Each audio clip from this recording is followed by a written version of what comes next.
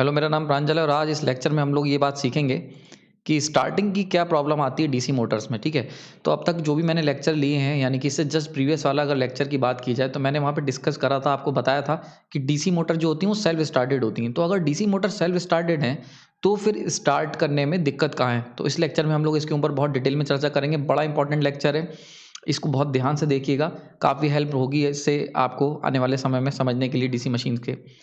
क्या क्या चीज़ सीखने को मिलेंगी? सबसे पहला पॉइंट, क्यों हमें स्टार्टर की ज़रूरत है अगर ये सेल्फ स्टार्टेड है डीसी मोटर्स। दूसरा, आखिर हैवी करंट क्यों फ्लो होने लगता है जब हम मोटर को स्टार्ट करते हैं। स्टार्टिंग में जब हम मोटर को, कोई भी डीसी मोटर हम ले लें, जब हम उसको स्टार्ट करते हैं तो बहुत हैवी करंट फ्लो होता है। ठीक है, और ऐसा क्यों होता है इसको हम लोग इसमें चर्चा करेंगे। And third and most important, कि कैसे इंजीनियर ने सॉल्व करी ये problem without compromising the performance of DC motor. मतलब कैसे जो स्टार्टिंग करंट इतना हैवी फ्लो हो जाता था जिससे मोटर जल जाती थी, उससे इंजीनियर्स ने बचाया, कैसे सॉल्यूशन निकाला। और सबसे इंपॉर्टेंट चीज़ है कि परफॉर्मेंस उन्होंने डीसी मोटर की कंप्रोमाइज़ नहीं करी। चलिए शुरू करते हैं।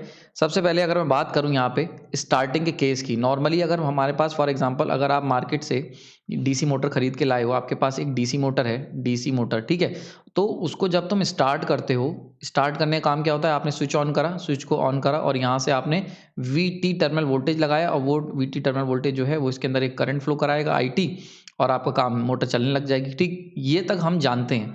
पर क्या ये डीसी मोटर का जो प्रोसेस होता है स्टार्ट करने का, क्या वो इतना सिंपल होता है? तो आंसर है जी नहीं। देखते हैं कैसे।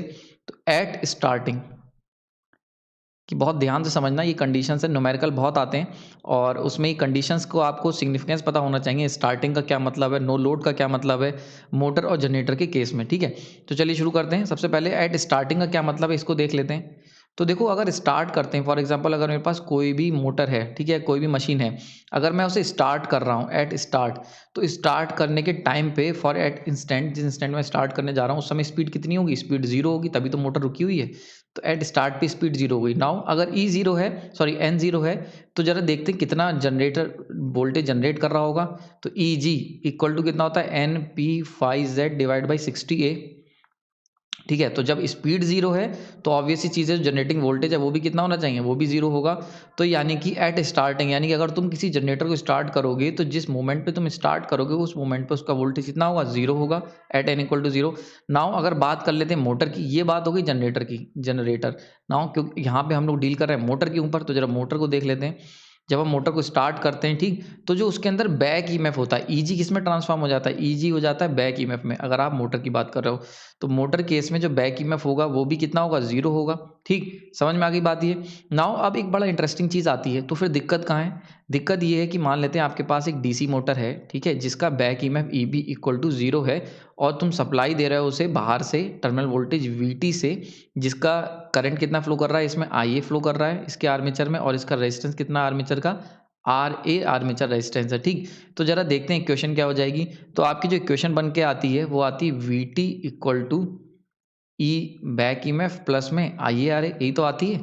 ठीक है, कौन सी मोटर में आती है? शंट की बात कर रहे हैं, अगर अगर शंट की बात करूँ तो शंट में जो इक्वेशन होती है वो equal to V T equal to E V plus में आई ए आर ए होती है। ठीक, अब क्योंकि हमने क्या कर रखा है भाई, स्टार्टिंग की बात कर रहे हैं, यानी कि एट स्टार्टिंग। ठीक है, तो एट स्टार्टिंग अगर हम स्टार्ट कर रहे हैं तो in that case E B equal to zero हो गया, ये जीरो हो गया, तो V T equal to directly apply हो जाएगा आई ए आर ए के। समझ में आ गया? ठीक, नाउ अब बात कर लेते हैं कि मोटर के अंदर जो करंट फ्लो करेगा वो कैसे करता है। तो अगर आपके पास ये डीसी मोटर है, ठीक है, अच्छा एक चीज़ और ध्यान रखना, इस लेक्चर के अंदर हम लोग किसकी बात करेंगे? एक तो शंट मोटर को मैं डील करूंगा, ठीक है, और एक क्यूमुलेटिव कंपाउंड मोटर को मैं डील करूंगा, कंपाउंड, ठीक, प्लस सीरीज। ये तीन तरीके की मोटर हम लोग इस लेक्चर में डिस्कस करेंगे। ठीक, सेपरेटली एक्साइटेड जस्ट इस तरीके से केस होता है, तो उसको हम लोगों ने इस पिक्चर में नहीं लिया है। हम लोग यहाँ पे सेल्फ एक्साइटेड मशीन्स की बात कर रहे हैं। सेल्फ एक्साइटेड मशीन में शंट आ गई, सीरीज आ गई एंड कंपाउंड आ गई, इन तीनों को हम लोग इस लेक्चर में देखेंगे। अगर बात करी जाए डीसी मोटर की, ठीक है, डीसी मोटर मार्केट से खरीद के जो लाए हो तुम, नई नई बिल्कुल एकदम, तुमने उसकी बस लेबलिंग हटाई और उसको बटन को लगा दिया है। तो जब इसके अंदर जो सप्लाई दी जाती है वो दी जाती है वीटी, ठीक है, और यहाँ पे जब मोटर ये चलने लग जाती है एन आरपीएम पे, तो इसके अंदर एक जनरेट होता है बैक ईएमएफ। नॉर्मल कंडीशन की बात कर रहा हूँ, यानी कि एट ऑपरेशन, जब चल रही है मोटर तब की बात कर रहे हैं, ठीक है, एट ऑपरेशन। तो ऑपरेशन के टाइम पे इसमें एन आरपीएम होता है, ठीक, और वीटी चल रही होती है। अब क्योंकि स्पीड है तो यानी कि बैक ईएमएफ भी होगा फ्लक्स कटिंग एक्शन से, तो ऐसे में जो करंट फ्लो करता है इसके अंदर, यानी कि यहाँ से जो करंट डिमांड की जाती है आई टी कह सकते हो, यहाँ पे आई ए कह सकते हो, आर्मेचर के अंदर जो करंट फ्लो करता है, तो वो जो होता है आई टर्मिनल करंट या आई ए, वो कितना होता है, वो तुम्हारा हो जाता है वी टी माइनस का E back E F divide by R A, यही होगा। देखो यहाँ से इक्वेशन से, पुरानी इक्वेशन से देख सकते हो, ठीक है। तो इस तरीके का होता है, ठीक। अब हम बात कर लेते हैं, लेकिन ये होगा जब ऑपरेशन पे, यानी कि ड्यूरिंग रनिंग, या कह सकते हैं ड्यूरिंग रनिंग टाइम पे, जब मोटर चल रही होगी रनिंग, ठीक। लेकिन जब मोटर स्टैटिक है, यानी कि ड्यूरिंग स्टार्टिंग, अगर हम बात करें ड्यूरिंग स्टार्टिंग की, यानी कि जब मोटर रुकी हुई है, ऐसे केस में आई टी यानी कि जो करंट टर्मिनल से जो डिमांड की जाएगी वो equal to V T divide by R A हो जाएगा, ठीक है। ये आई ए ही लगभग होता है, फील्ड करंट इसमें से सेपरेट हो जाता है, बहुत कम फील्ड करंट होता है, इसीलिए मैंने इसको लगभग लगभग इक्वल लिखा है, ठीक है। तो I A equal to V T by R A हो जाएगा, ठीक, क्योंकि E B equal to zero है। ये बात समझ में आ गई, इतनी में कोई दिक्कत नहीं होनी चाहिए, ठीक है। तो ये वाली इक्वेशन समझ में आ गई, यानी कि जब तुम रनिंग कंडीशन पे हो तो इक्वेशन ये वाली चलेगी शंट में, और जब तुम रुके हुए हो तो इन दैट केस आपकी V T by R A current flow करेगा, ठीक। अब देखते हैं कि V T by R A current होगा कितना, तो इसको जरा समझते हैं, ठीक है। इसको जरा समझ लेते हैं। तो ये नॉर्मल कंडीशन की अगर बात करें तो एट स्टार्टिंग जब हम मोटर को स्टार्ट करने जा रहे हैं, ठीक है, हम ले लेते हैं 10 किलोवाट की मोटर ले लेते हैं, 10 किलोवाट, ठीक। और उसका 250 वोल्ट की रेटिंग है उसकी वोल्टेज की, ठीक है। और उसका जो रेजिस्टेंस है आर ए वो कितना है, 0.2 ओम का रेजिस्टेंस ले रखा है, ठीक। अब अगर मैंने इसको डायरेक्टली स्विच ऑन किया है, ठीक, इस तरीके से अगर हमने इसको डायरेक्टली स्विच ऑन कर दिया, ठीक, तो ऐसे केस में क्या होगा, 0.2 ओम की रेटिंग है,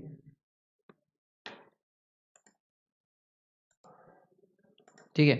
तो देख लेते हैं कि अगर हम बात करते हैं, यहाँ पे हमने सप्लाई वोल्टेज रेटिंग वोल्टेज दे रखा है, ठीक।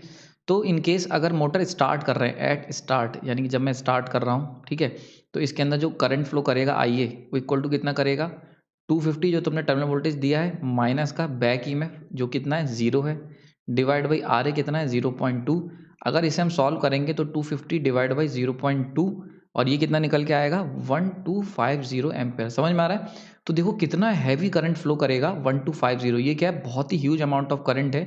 मतलब अब 1000 जा रहे हो, यानी कि 1K के अराउंड करंट तुम्हारे जो डीसी मोटर है उसमें फ्लो कर जाएगा। और ऐसे केस में क्या होगा, इतना हैवी करंट जब फ्लो करेगा तो तुम जान सकते हो, समझ सकते हो, इतनी ज़्यादा हीट प्रोड्यूस होगी कि तुम्हारी मोटर की जो वाइंडिंग है वो पूरी पूरी क्या होगी, बर्नड आउट हो जाएगी, ठीक है। यानी कि पूरी की पूरी वाइंडिंग जो है वो डैमेज हो जाएगी अगर इतना हैवी करंट फ्लो करता है, ठीक। ये हो गई एट स्टार्टिंग की टाइम की बात, यानी कि अगर हम लोग मोटर को स्टार्ट कंडीशन में ले रहे हैं, ठीक है। नाउ अगर मान लेते हैं कैसे भी करके हमने अगर मोटर को चला दिया, अगर इन केस मोटर स्टार्ट हो गई, ठीक है, आफ्टर स्टार्टिंग, यानी कि आफ्टर स्टार्टिंग कह लो, या फिर और रनिंग कंडीशन कह लेते हैं इसको, और रनिंग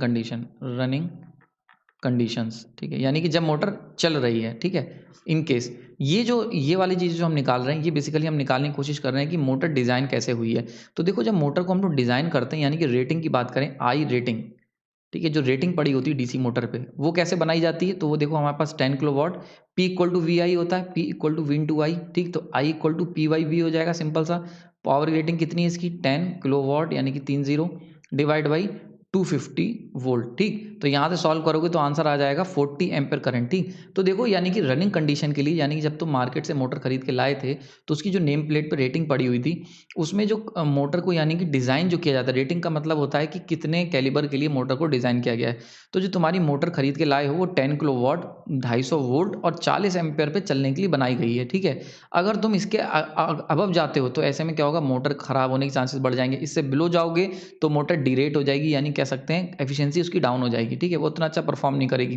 तो इसीलिए हम लोग रेटिंग निकालते हैं। तो देखो सबसे बड़ा देखो यहाँ पे क्या हो रहा है कि जब तुमने रेटिंग जो बनाई थी, रेटेड करंट है वो है 40 एम्पेयर, यानी कि हमारी एक मोटर जो है उसकी जो हमने वाइंडिंग की गई है वो 40 एम्पेयर के अराउंड वाइंडिंग हमने की है, वायरिंग, ठीक। यानी कि जो उसके अंदर आर्मेचर वाइंडिंग थी, जैसे मोटर होती है इसके ऊपर जो मैंने आर्मेचर वाइंडिंग की हुई होगी, वो कितने 40 एम्पेयर करंट को हैंडल करने के लिए की है।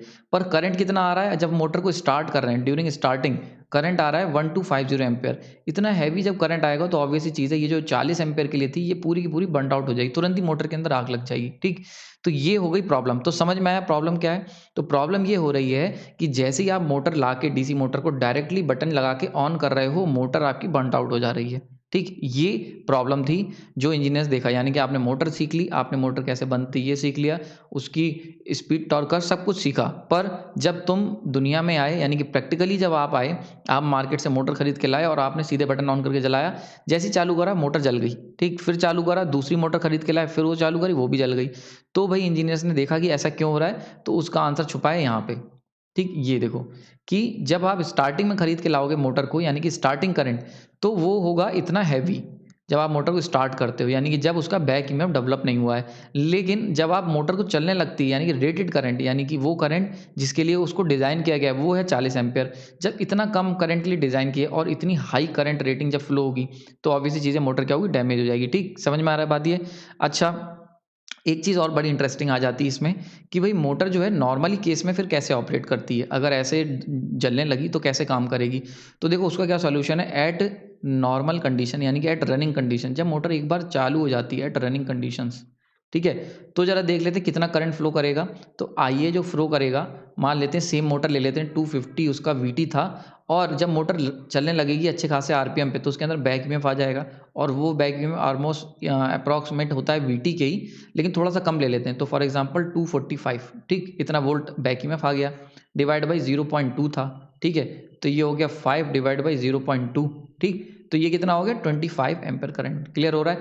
तो यानी कि जब तुम मोटर को रन करने लगेगी, मोटर तुम्हारी रनिंग कंडीशन में आ जाएगी, तो केवल 25 एम्पीयर करंट लेगी, यानी कि लेस देन 40 एम्पीयर, यानी कि जितने के लिए वो डिजाइन की गई है उससे कम में चलेगी। ठीक, उससे कम करंट तो कभी मोटर नहीं बर्न आउट होगी। ठीक, तो मेन प्रॉब्लम का है, तो देखो यहाँ से ये जो चीज़ मैंने बताई, इसका मतलब क्या हो गया कि प्रॉब्लम केवल एट स्टार्टिंग है, यानी कि जो प्रॉब्लम है वो कहाँ है, स्टार्टिंग में है, यानी कि मोटर जब स्टार्ट नहीं हुई है उसी समय उसमें प्रॉब्लम आ रही है। रनिंग कंडीशन में कोई प्रॉब्लम नहीं, देखो रनिंग कंडीशन में 25 एम्पीयर करंट है, ईजिली हैंडल कर लेगी जो 40 एम्पीयर की मोटर होगी। ठीक है, तो यानी कि ना तो रेटेड स्पीड पे चलने में कोई दिक्कत है, ना ही रनिंग कंडीशन में नॉर्मली कोई प्रॉब्लम। मेन प्रॉब्लम कहाँ आ रही है, स्टार्टिंग प्रॉब्लम। ठीक, समझ में आ रहा है? और ये प्रॉब्लम क्यों आ रही है, ये प्रॉब्लम आ रही है बैक ईएमएफ ना होने की वजह से, ईबी इक्वल टू 0 होने की वजह से। ठीक है, तो देखो होता क्या है एक्चुअल में, अगर बात की जाए तो अगर एक मोटर है आपके पास, तो उसके अंदर बनता है बैक ईएमएफ ईबी। ये क्या करता है, ये जस्ट अपोजिट होता है वीटी के। तो ये दोनों एक दूसरे के अपोजिट होते हैं, तो इन दोनों का जो डिफरेंस होता है इसको हम लोग कहते हैं पोटेंशियल डिफरेंस। ठीक है, पोटेंशियल डिफरेंस। ठीक है, ये पोटेंशियल डिफरेंस जो होता है ये डिसाइड करता है कितना करंट फ्लो करेगा। ठीक है, तो यानी कोई मोटर कितना करंट ड्रॉ कर रही है वो इस बात पर डिपेंड करता है कि उसका कितना बैक ईएमएफ बना हुआ है, क्योंकि टर्मिनल वोल्टेज तो कांस्टेंट है, ये तुम्हारा कांस्टेंट हो गया। ठीक है, ठीक, तो ये बैक ईएमएफ तुम्हारा कितना बनेगा ये डिसाइड करेगा कि कितना करंट मोटर डिमांड कर रही है सोर्स से। ठीक, तो अगर बैक ईएमएफ तुम्हारा कम है तो ऑब्वियसली चीज़ें ज़्यादा करंट ड्रॉ करेगी। अगर बैक ईएमएफ ज़्यादा बन गया, इक्वल टू बन गया वीटी के, तो कोई करंट नहीं ड्रॉ करेगी। लेकिन अगर लेस देन वीटी है तो एक small amount of current flow होगा। तो नॉर्मली यानी कि अगर हम लोग एक प्रैक्टिकल कंडीशन की बात करें, तो बैक ईएमएफ जो होता है वो स्मॉल होता है, ईवी की जो वैल्यू होती है वो लेस देन होती है वीटी से। ठीक, और ऐसे केस में इसीलिए एक करंट जो होता है वो वीटी से ईबी की तरफ आईए फ्लो करता है। समझ में आ गया? ये होता है मोटर्स में, ये होता है मोटर्स में। और जनरेटर में क्या होता है, जनरेटर में बैक ईएमएफ होता है वो क्या होता है, वो इक्वल होता है जनरेटेड के, और जनरेटेड वोल्टेज जो होता है वो तुम्हारे वीटी से ज़्यादा होता है। इसीलिए करंट जो है वो जनरेटर से टर्मिनल यानी कि सप्लाई, यानी कि जो तुम बाहर आउटपुट लोड ले रहे हो वीटी टर्मिनल की तरफ फ्लो करने लगता है। समझ में आ गया? तो ये हो गई बेसिक हो गया कि कैसे मोटर ऑपरेट करती है और बैक ईएमएफ का क्या रोल है। तो बैक ईएमएफ जो होता है ना, यही आपकी मोटर को जलने से बचा रहा था। लेकिन जब तुम स्टार्ट करते हो तो in that case back EMF तुम्हारा जीरो होगा, क्योंकि वोल्टेज बिल्डअप का प्रोसेस ही तभी स्टार्ट होता है जब मोटर घूमना शुरू करती है, फ्लक्स कटिंग एक्शन होगा। ठीक, तो ऐसे केस में यहाँ पे प्रॉब्लम आ जाती है कि तुम्हारी मोटर जैसी आप इसको स्टार्ट करेंगे तुरंत ही वो बर्नट आउट हो जाएगी। ठीक है, समझ में आ रहा है, एकदम से जल जाएगी। ठीक, तो अब क्या करा जाए, बात समझ में आ रही? ठीक, तो सबसे पहले एक बार मैं आपको प्रॉब्लम बता देता हूँ क्या क्या होगी। ठीक है, तो प्रॉब्लम प्रॉब्लम कौन कौन सी होंगी, किसकी वजह से, due to high starting current. ठीक है, यानी कि अगर तुमने स्टार्टिंग में बहुत हैवी करंट ड्रॉ कर लिया है तो ऐसे केस में क्या क्या प्रॉब्लम होगी। तो सबसे पहली प्रॉब्लम क्या होगी, स्पार्किंग होने लगेगी, ऑब्वियस सी चीज़ है। स्पार्किंग, जब इतना हैवी करंट फ्लो करेगा कम्यूटेटर से ब्रशेस की तरफ, सॉरी ब्रश से कम्यूटेटर की तरफ, तो वहाँ क्या होगा, ऑब्वियस सी चीज़ है, ब्रश और कम्यूटेटर क्या होते हैं, वो आपके एक मूवेबल चीज़ से जुड़े होते हैं। जब स्टार्टिंग में यानी कि जब तुम स्पीड को जस्ट बढ़ाना शुरू करोगे, n इक्वल टू 0 से 1 ले जाओगे, 1 आरपीएम, उतने में क्या होगा, बहुत हैवी करंट फ्लो कर रहा होगा तो स्पार्क करने लगेगा, ठीक, क्योंकि एरिया ब्रश और जो कम्यूटेटर सेगमेंट है वो एकदम एक दूसरे टच होते हैं, पर उनका एरिया इतना ज़्यादा नहीं होता कि इतना हैवी करंट को फ्लो करा सके, तो वहाँ स्पार्किंग होगी कम्यूटेटर पे। दूसरा क्या होगा, दूसरा होता है आर्मेचर वाइंडिंग डैमेज हो जाएगी। आर्मेचर आर्मेचर वाइंडिंग जो है, आर्मेचर वाइंडिंग वो क्या होगी, आर्मेचर वाइंडिंग डैमेज हो जाएगी, ठीक है, डैमेज। ठीक, रीज़न क्या है, ऑब्वियस सी चीज़ है कि तुमने जो आर्मेचर वाइंडिंग की थी उसमें 40 एम्पेयर के लिए की थी, लेकिन तुम फ्लो कितना करा रहे हो, 1280 समथिंग, यानी कि अबव 1000 एम्पेयर करंट फ्लो करा रहे हो, तो ऑब्वियस चीज़ है वो क्या होगी, बर्नट आउट हो जाएगी। तीसरी क्या प्रॉब्लम होती है, heating, over heating. Over heating, ये तो ऑब्वियस सी चीज़ है, जब इतना हैवी करंट फ्लो करेगा तो हीटिंग कितने हो जाएंगे, आई स्क्वायर आर टी के हिसाब से हीटिंग होगी और वो पूरी जल जाएगी इसीलिए मशीन, ठीक है। चौथी क्या प्रॉब्लम होगी, तो इसको समझते हैं, तो ये बड़ा इंटरेस्टिंग है, इसको जरा ध्यान से देखना। ये जो प्रॉब्लम बताने जा रहा हूँ कि देखो क्या होता है, जो टी स्टार्टिंग टॉर्क होता है, यानी कि ऐसा टॉर्क जब मोटर को स्टार्ट करते हैं उस समय जो टॉर्क मिलता है, ठीक, तो स्टार्टिंग टॉर्क जो होता है वो डायरेक्ट प्रोपोर्शनल होता है आई ए के। वैसे तो सारा का सारा टॉर्क जो है, टॉर्क जनरली डायरेक्ट प्रोपोर्शनल होता है आई ए के, ठीक है, शंट में और सीरीज में डायरेक्ट प्रोपोर्शनल होता है आई ए स्क्वायर के, ठीक है। तो नॉर्मली तो ये दोनों के दोनों प्रोपोर्शनल होते हैं, लेकिन स्टार्टिंग की बात करी जाए तो ये डायरेक्ट प्रोपोर्शनल आई ए, या कह सकते हैं डायरेक्ट प्रोपोर्शनल आई स्टार्टिंग, ठीक, आई स्टार्टिंग करंट के, ठीक। अब क्योंकि स्टार्टिंग करंट जो है तुम्हारा ये वेरी हाई है, बहुत ज़्यादा है, बहुत ज़्यादा है, वेरी हाई, तो ऐसे केस में क्या होगा, स्टार्टिंग टॉर्क भी बहुत ज़्यादा हो जाएगा, और जब स्टार्टिंग टॉर्क इतना ज़्यादा होगा तो मोटर क्या होगी, बहुत तेज़ी से रोटेट करने लगेगी, बहुत हाई आरपीएम पे, और ऐसे में क्या होगा, अगर मोटर तुमने जैसे ही ऑन करा वो बहुत तेज़ अगर घूमने लगी, तो इससे क्या होगा, मोटर के जो रोटेटिंग पार्ट्स हैं, बॉल बियरिंग्स हैं या शाफ्ट है, वो डैमेज हो सकती है, समझ में आ रहा है। तो अगर आपने बिना किसी फैसिलिटी के नॉर्मली मार्केट से मोटर लेके आए और उसे स्टार्ट करा, मान लेते हैं तुमने उसके अंदर जो वाइंडिंग की है वो इतनी तगड़ी वाइंडिंग है, इतनी अच्छा कंडक्टर है कि वो जलेगा नहीं 1000 करंट फ्लो होने पे भी, एम्पेयर करंट फ्लो होने पे भी। तब अगर ऐसे केस में तुमने लेकिन स्टार्ट कर दिया, तो सोचो ज़रा 1000 एम्पेयर करंट के हिसाब से जो टॉर्क बनेगा वो कितना ज़्यादा हाई होगा, ठीक है। और जब स्टार्टिंग में इतना ज़्यादा टॉर्क बनेगा तो वो मोटर को बहुत तेज़ी से रोटेट कराएगा, और ऐसे में जब इतनी हाई स्पीड से मोटर रोटेट करेगी तो उसके जो रोटेटिंग पार्ट्स हैं वो टूट सकते हैं। इसीलिए कभी, अब आप लोग अगर लैब का एक्सपेरिमेंट करोगे, कभी भी आपने देखा होगा जब डीसी मोटर को लैब में हम लोग स्टार्ट करते हैं with the help of starter, तब भी स्टार्टिंग में ही उसकी स्पीड बहुत ज़्यादा हाई होती है। रीज़न क्या होता है, आप जब स्टार्टर एक, अभी मैं बताऊंगा आगे स्टार्टर क्या होते हैं और किस तरीके से होते हैं, पर अभी कॉन्सेप्ट समझ लो, स्टार्टर से हम लोग करंट को लिमिट तो कर देते हैं, पर फिर भी स्टार्टिंग में करंट बहुत ज़्यादा हाई होता है, 1000 नहीं होगा तो, लेकिन फिर भी वो 1000 नहीं होगा, लेकिन कम से कम करते करते भी अबव रेटेड होता है करंट, तो इसीलिए क्या होता है, बहुत ही हाई टॉर्क मिलता है और मोटर बहुत तेज़ी से रोटेट होना शुरू करती है। ये नोट करना, जब भी आप एक्सपेरिमेंट करने जाओ लैब में तो ये चीज़ ऑब्जर्व जरूर करना कि डीसी मोटर को जब स्टार्ट करा गया, even with the help of starter, तब भी उसकी स्पीड जो थी शुरुआत में बहुत तेज़ी से राइज होती है। क्यों, क्योंकि उसका रीज़न है ये स्टार्टिंग टॉर्क जो होता है वो डायरेक्ट प्रोपोर्शनल होता है आई ए के। क्लियर हो रहा है, तो स्टार्टिंग में सबसे ज़्यादा करंट फ्लो करता है किसी भी मोटर में, सॉरी डीसी मोटर में, और मोटर्स की हम लोग बाद में चर्चा करेंगे। तो डीसी मोटर में स्टार्टिंग में करंट बहुत हाई फ्लो करता है और इसी वजह से स्टार्टिंग टॉर्क बहुत ज़्यादा होता है, और टॉर्क ज़्यादा होने की वजह से स्पीड बहुत हाई मिलती है हमें। क्लियर हो गया, आगे चलते हैं, अब शुरू करते हैं भाई। एक और, हाँ अच्छा, एक पॉइंट और रह गया, एक जो फिफ्थ पॉइंट है उसको भी समझ लेते हैं। फिफ्थ पॉइंट है वी डिप, यानी कि वोल्टेज डिप, वोल्टेज डिप, ये बड़ा इंटरेस्टिंग पॉइंट है, ठीक है। इसको समझते हैं, वोल्टेज डिप क्या होता है, वोल्टेज डिप तुमने देखा होगा जब भी हम लोग कोई हैवी करंट, कोई ऐसी चीज़ लगाते हैं, फॉर एग्जांपल एसी, एसी क्या करता है, बहुत ही हाई करंट ड्रॉ करता है, हाई करंट ड्रॉ करता है, कहाँ से, सप्लाई से बहुत हाई करंट लेता है। तो आपने देखा होगा जैसे ही आप एसी को ऑन करते हो तो वोल्टेज जो होता है वो 220 से चलते चलते एकदम से डिप हो जाता है एंड देन वापस सही होता है, ठीक, जब उसका कंप्रेसर लोड लेता है। तो जब एसी कंप्रेसर ऑन होता है तो वो क्या करता है, बहुत हैवी करंट खींचता है। तो ये जो हैवी करंट होता है ना, ये क्या करता है, उस थोड़ी देर के लिए आपके वोल्टेज को डिप कर देता है, ठीक। क्यों, जब इतना हैवी करंट होगा तो ऑब्वियस चीज़ है, लॉसेस बढ़ जाते हैं। तो इसी तरीके से क्या होता है, लॉसेस बढ़ जाते हैं, प्लस और भी बहुत सारे फैक्टर होते हैं, ये आने वाले समय में आप लोग इस चीज़ को सीखोगे क्यों होता है ये वोल्टेज डिप। ये कुछ ना कुछ आपका वोल्टेज रेगुलेशन से जुड़ा हुआ है, ठीक है, इसको कनेक्ट आप लोग कर सकते हो वोल्टेज रेगुलेशन से, ठीक। तो जितना अच्छा वोल्टेज रेगुलेशन उतना कम ही डिप होगा। खैर, तो ये जो वोल्टेज डिप हो गया एकदम से, क्यों, क्योंकि बहुत हैवी करंट ड्रॉ करी और आपने कैरेक्टरिस्टिक देखी एक्सटर्नल की, कि जैसे जैसे तुम क्या करोगे, लोड करंट को बढ़ाओगे तो जो टर्मिनल वोल्टेज होता है वो डाउन होना शुरू होता है, ये बात जानते हो ना। तो बस इसी तरीके से, तो जैसे ही तुमने करंट बढ़ाया एकदम से वीटी का डिप हो गया, वोल्टेज एकदम से डिप हो जाएगा। क्लियर हो गया ये? तो ऐसे ही क्या होता है यहाँ पे, जब तुम मोटर के अंदर, मोटर जब तुम्हारी बहुत हैवी करंट ड्रॉ करती है सिस्टम से, जनरेटर से या डीसी सिस्टम से, तो ऐसे में वो जो वोल्टेज होता है, जो टर्मिनल वोल्टेज था, वो एकदम से डिप हो जाएगा। तो ये 5 प्रॉब्लम थी, ये 5वीं प्रॉब्लम थी जो कि आती है अगर हम लोग हाई स्टार्टिंग करंट मोटर हमारी डिमांड कर रही है, ठीक है। तो सॉल्यूशन क्या है, अब बात करते हैं मोस्ट इंपॉर्टेंट पार्ट की, जो कि है सॉल्यूशन क्या है भैया।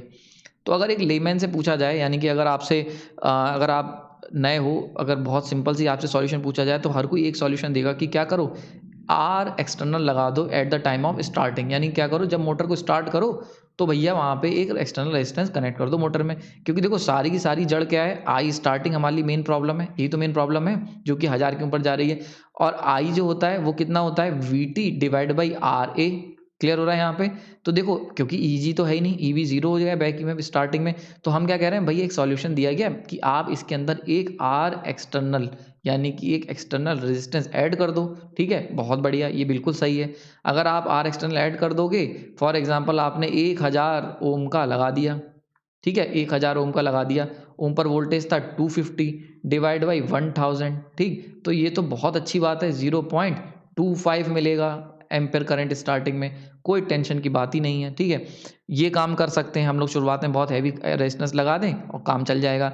बिल्कुल सही है, आप लोग जो सोच रहे हो एकदम सही है, ठीक। लेकिन अगर तुम इसको कनेक्ट कर दोगे, अगर आपने इसको कनेक्ट कर दिया, ठीक, रेजिस्टेंस को, तो जरा देखते हैं, चलो तुमने स्टार्टिंग में तो मोटर को बचा लिया, ठीक है, आफ्टर स्टार्टिंग जरा देखते हैं क्या होगा आफ्टर स्टार्टिंग।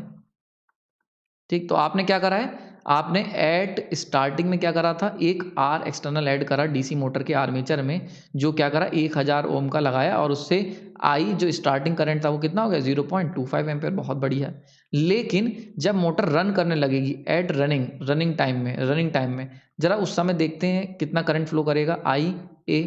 तो वी टी कितना था 250 माइनस, अब देखो जब मोटर रन करने लगी तो उसके अंदर क्या होगा, ई बैक ईएमएफ भी आ जाएगा, तो मान लेते हैं वही सेम 245 बैक ईएमएफ आ गया, डिवाइड बाई आर कितना है, रेजिस्टेंस तुम्हारा कितना था 1000 प्लस 0.2, इसको अप्रॉक्सीमेटली कह सकते हैं 1000 हो गया।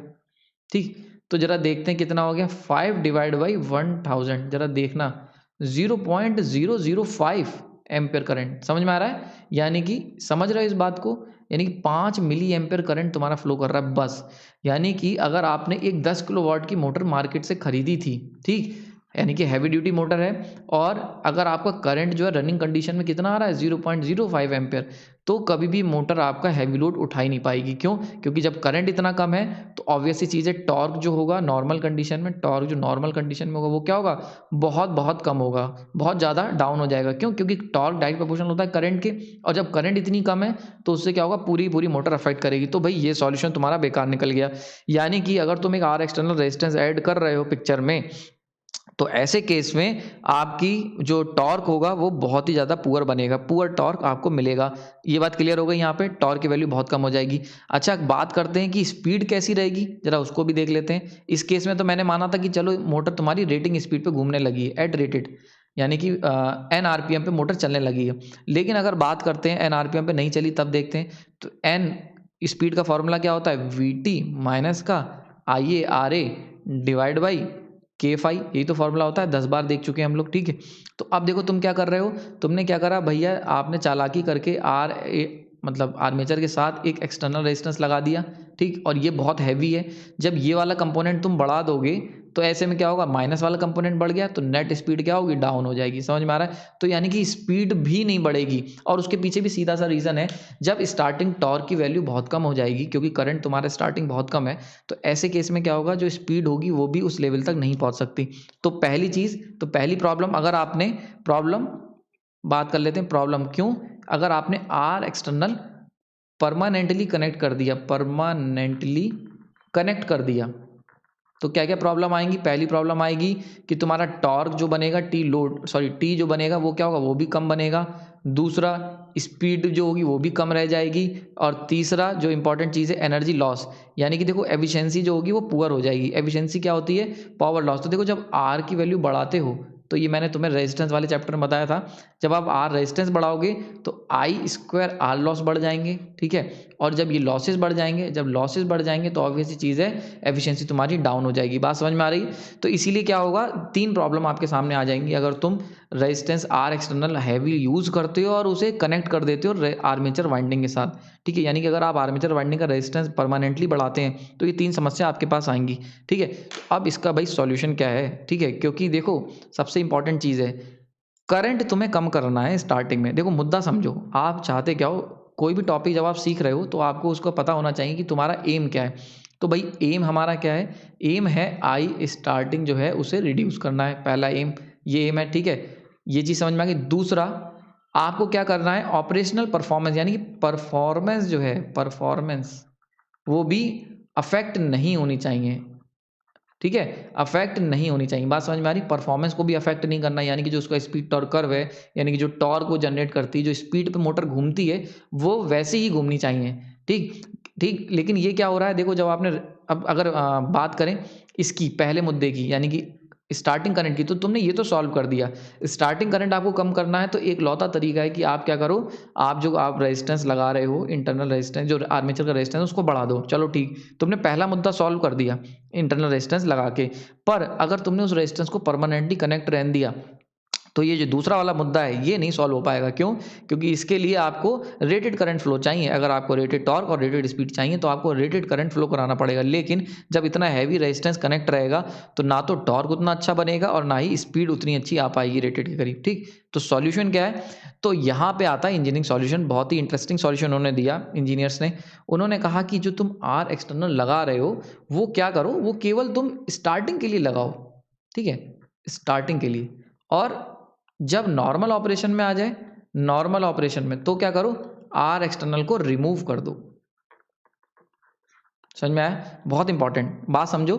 उन्होंने क्या कहा कि भाई हमें स्टार्टिंग करंट केवल कम चाहिए, रेटेड करंट कम नहीं चाहिए, रेटेड करंट तो फुल चाहिए, ठीक। हमें क्या चाहिए, स्टार्टिंग करंट कम चाहिए, लेकिन आई रेटेड कितनी चाहिए, इक्वल टू आई रेटेड ही चाहिए, ठीक है। स्टार्टिंग करंट मुझे कम चाहिए लेकिन रेटेड करंट जितनी होती है उतनी ही चाहिए, ये है एम, ठीक। तो यानी कि तुम्हें क्या है, प्रॉब्लम का है, स्टार्टिंग प्रॉब्लम है, तो केवल आप स्टार्टिंग में रेजिस्टेंस लगाएंगे, पूरे समय रेजिस्टेंस नहीं लगाएंगे। जब प्रॉब्लम स्टार्टिंग की है तो आप पूरे टाइम क्यों करोगे रेजिस्टेंस लगा के, लॉसेज भी बढ़ रहे हैं, एफिशिएंसी भी डाउन हो रही है, परफॉर्मेंस भी नहीं आ रही है।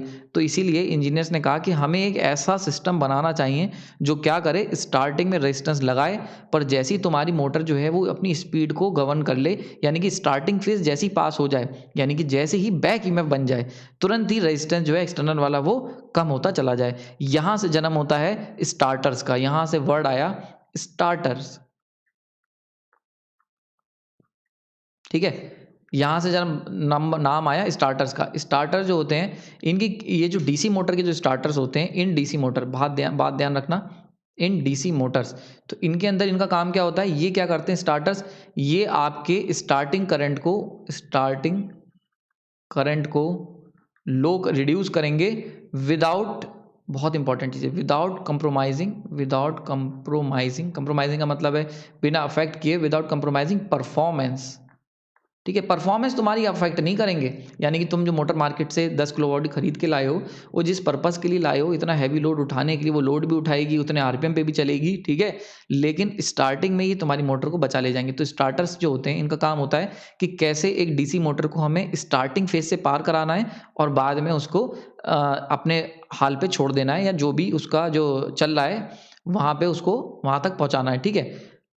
ठीक, तो यानी कि अगर बात की जाए इस पूरे प्रोसेस में जो भी हमने सीखा कि अगर कोई मोटर है तो n इक्वल टू 0 से, ये टाइमलाइन बना लेते हैं, इस तरीके की टाइमलाइन होती है, ठीक। और ये होगी n रेटेड, ठीक है। तो आप स्टार्टिंग में यहाँ पे क्या होगा, यहाँ पे स्टार्टर का काम क्या होगा कि इस पूरे फेज में, यानी कि स्टार्टिंग फेज में स्टार्टर्स अपना रोल प्ले करेंगे, स्टार्टर्स, ठीक है। और एक बार जब तुम n जब राइज अप होना शुरू हो जाएगी, इधर की तरफ राइज अप होना शुरू हो जाएगी, तो ऐसे में क्या होगा, स्टार्टर्स का रोल खत्म हो जाएगा। तो स्टार्टर्स का रोल कहाँ है, इस पूरे रीजन में। अगर रेजिस्टेंस की बात करें तो ठीक है, यहाँ पे R A plus R external होगा, ठीक। आगे जैसे जैसे जाते जाओगे यहाँ तक पहुँचोगे तो आर एक्सटर्नल रिड्यूस होता चला जाएगा, और यहाँ पे जब पहुँचोगे तो आर एक्सटर्नल इक्वल टू 0 हो जाएगा, ठीक है। यहाँ से मतलब ये क्या हो रहा है, आर एक्सटर्नल जो होगा वो डिक्रीज करेगा,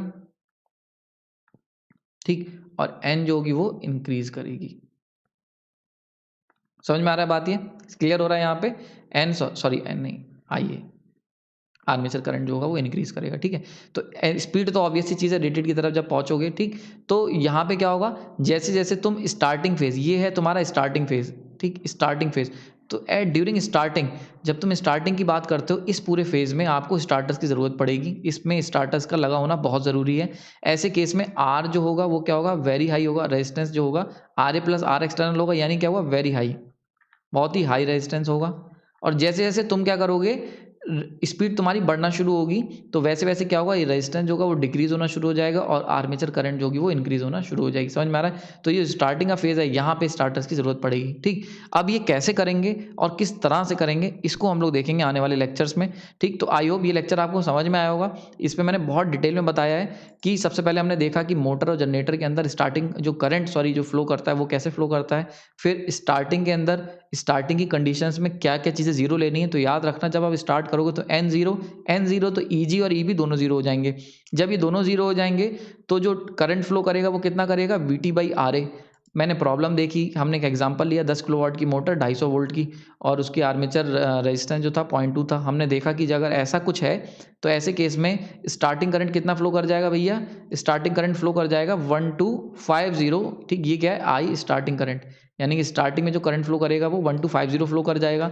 जबकि वो मोटर जो डिज़ाइन थी 40 के लिए, इसीलिए हमने देखा कि भाई मोटर जो होगी वो डैमेज हो जाएगी। और उसके साथ ये 4-5 कॉन्सिक्वेंसेज होंगे। कौन कौन से, पहला स्पार्किंग होने लगी कम्यूटेटर पे क्योंकि इतना हैवी करंट फ्लो करेगा। दूसरा, आर्मेचर वाइंडिंग डैमेज हो जाएगी, ऑब्वियस सी चीज़ है, वाइंडिंग बनाई 40 के लिए थी, चला रहे हो 1000 के ऊपर, तो वही डैमेज हो जाएगी। दूसरा, ओवर हीटिंग होगी क्योंकि I2RT लॉसेज होंगे। चौथा, बड़ा इंपॉर्टेंट, कि टॉर्क जो होगा स्टार्टिंग बहुत हाई मिलेगा, यानी कि तुम मोटर अगर बिना स्टार्टर के ऑन करोगे तो मोटर, मान लेते हैं बहुत अच्छी वाइंडिंग थी तो वो जली नहीं, ठीक है, ऊपर की 3 चीज़ें नहीं हुई, लेकिन चौथी चीज़ जब होगी, यानी कि जब इतना ज़्यादा टॉर्क बनेगा स्टार्टिंग में, तो मोटर बहुत तेज़ रन करने लगेगी, इतनी ज़्यादा स्पीड से रन करेगी कि उसके जो वाइंडिंग्स जो उसके कंपोनेंट्स हैं वो टूट सकते हैं। पांचवा, वोल्टेज डिप, ये प्रॉब्लम मैंने यहाँ से बताई कि जैसे जैसे करंट, क्योंकि इतना हैवी करंट लिया जाएगा तो जो वोल्टेज सोर्स होगा यानी कि डीसी जनरेटर, उसका वोल्टेज एकदम से डाउन हो जाएगा। इसको हम लोग एक्सटर्नल कैरेक्टरिस्टिक में पढ़ चुके हैं, ठीक है।